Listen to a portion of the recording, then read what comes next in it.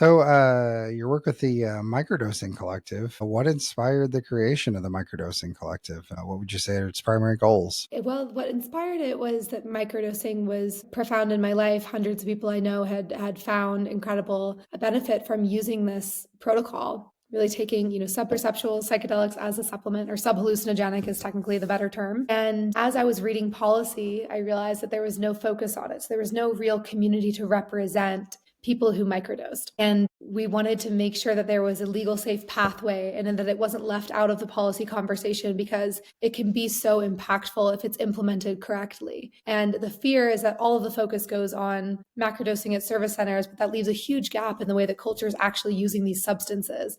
And it forces people to go to the underground market, use substances that aren't vetted, tested, safe, usually from a guy who knows a guy on Signal or encrypted messaging apps.